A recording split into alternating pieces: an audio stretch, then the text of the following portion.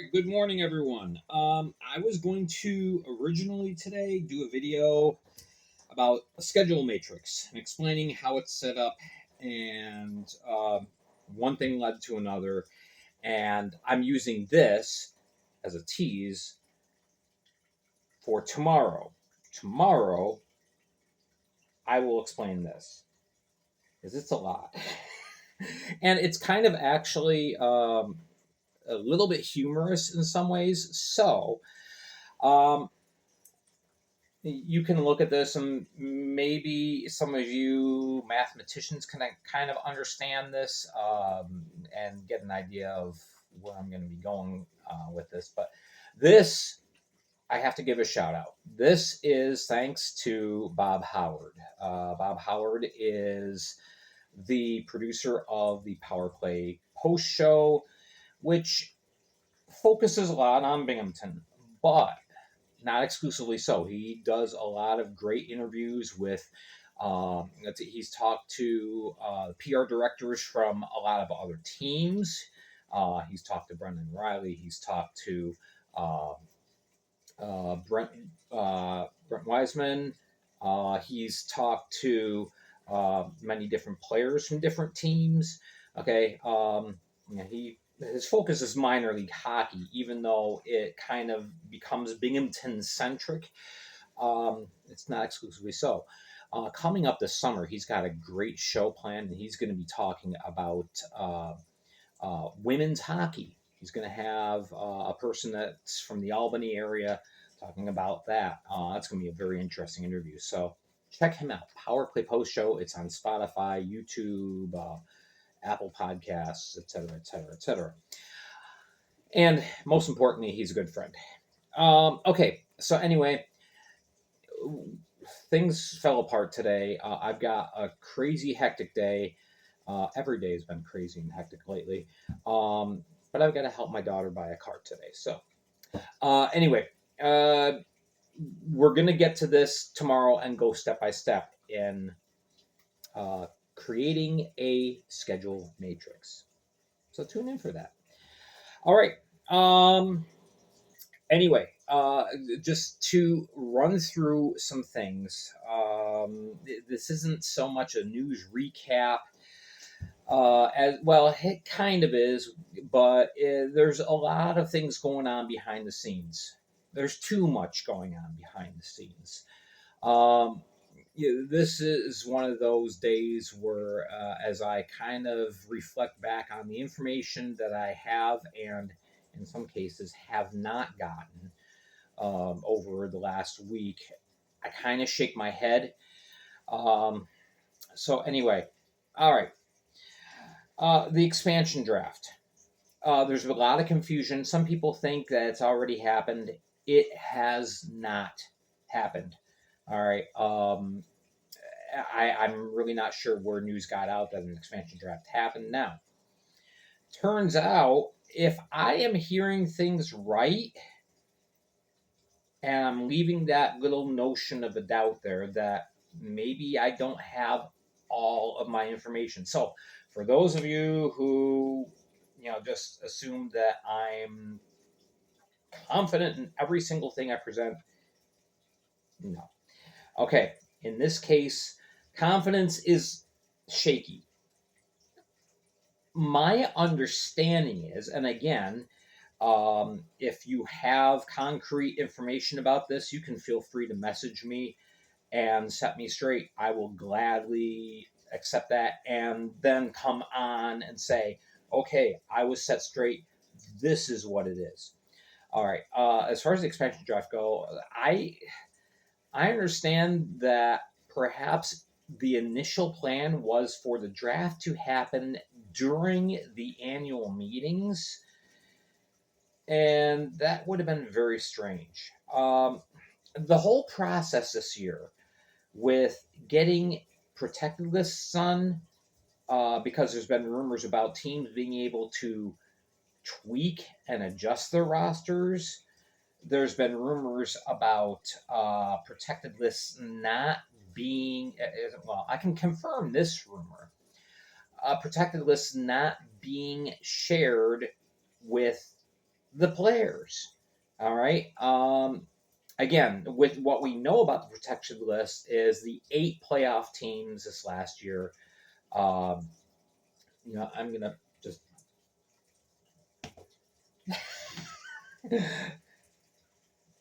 anyway. It's one of those distractions. I keep going uh, because it was such a big math puzzle. Anyway, I'm sorry, I'm off track here. There are a lot of players that have no idea from their team whether they're protected or not. It's not right. I don't get it. Why is this being such a secretive thing? It's just odd. All right, I've talked to more than 5 players now who said I have no idea if I'm protected or not. The only 2 teams that released a protected list were Binghamton and Mississippi. The other 6, nothing. And I can tell you 3 of those teams, I won't name them, but 3 of those other 6 teams have not released the information to your players. Oh, yeah, we plan on protecting you. You're not protected. You're protected. You're not protected. It seems like normal protocol that you should do that. But anyway, so at the last minute, because of the Danville situation, which I'll spring into here in a second, um, Danville kind of threw a monkey wrench into the works, and it's still not official. All right, but so the league decided, okay, we can't do an expansion draft now. We're going to postpone it. When's the new expansion date? We don't know. It, it's just off. It's very odd. Um, and no, I'm not. I'm not trying to be overly critical of the league. I'm just saying there's certain priorities that have to happen. Obviously, you're running a business. You know this. Let's get these done. Let's get this done before we go down to here. All right. Um, let's make sure we're lining up our ducks. So there's that. Now Danville, like I said, it's still it's the X factor at this point. Um, as far as the city of Danville and the David S. Palmer Arena Board, it's done. It's a done deal. The Dashers are coming back, starting play in October. Barry Soskin and his legal team have been hanging on to the agreement, and at least as of Thursday, I have no idea if it got signed or not. Maybe something has happened since then, but again, we don't have a release. We don't have an announcement. The FPHL welcomes back the Danville Dashers. We don't have an announcement from the Danville Dashers. Yes, we're back. We don't have an announcement from you know the important people. So again, it's, are they in? Are they not? What's going on? So that really complicates things and is kind of setting everything off in a weird direction. All right, so we don't know when the expansion draft is. We know that all the teams, the 8 teams, did file a protected list and submitted them to the league, but did not release the information to the fans, which for a league that's driven by social media and fan interaction, it just seems very peculiar to me. Does not compute. So there's that. All right. Other rumors, and again, rumors. All right, I am specifying these are rumors. All right, Mississippi, as far as we know, they have not yet hired a coach. We know they have a short list. We know that they are close and that hopefully a coach will be announced in the very near future. but we don't know who's on the short list. We don't know how long the short list is. Um, there's details we don't know. So we're going to be watching for that. As far as Athens goes, now Athens had reported when they did their brand reveal that they have their coach. The brand reveal was the 15th. All right, so about a week and a half ago now. There are rumors that said coach may have decided to not join the organization after all. Um, we're checking into that, trying to find out. We don't even know who the coach is. There's been a couple of names bantered about, but again, you have more than one name, so I don't want to say, oh well, purportedly the coach is Joe Schmo. We don't know. But Athens, there may be some difficulty in getting everything shored up. And, those are some of the growing pains that you face as a ground floor startup team. Um, I remember Binghamton when they were first announced. They had their coach.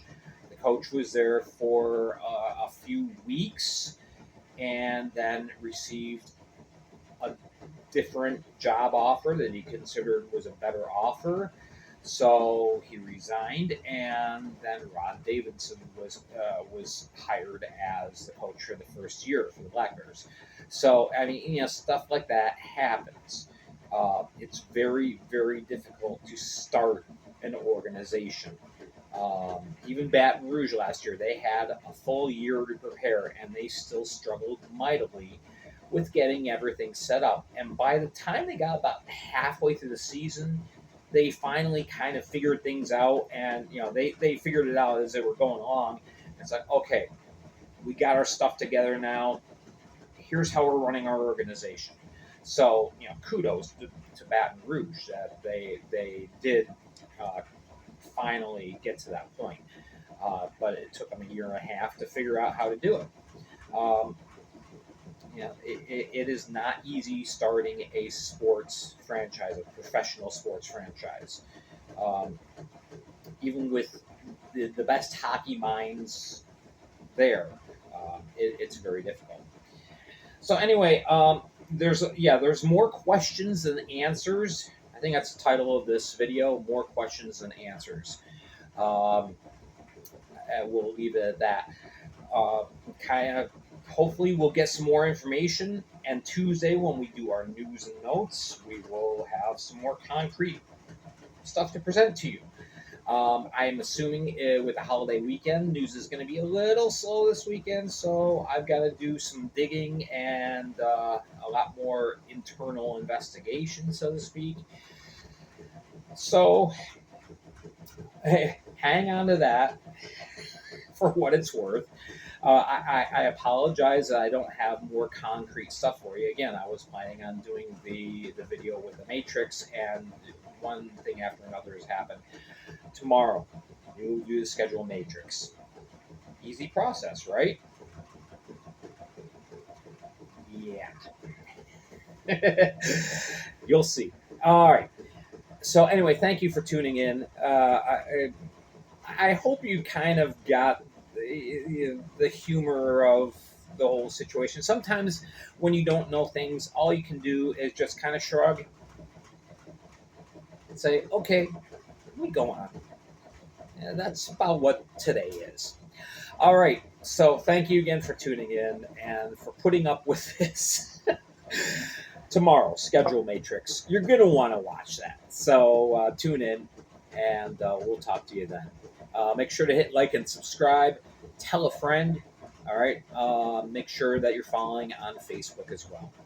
All right. I'm Gary Ryan for the Fed League Flash. Have yourselves a great holiday weekend.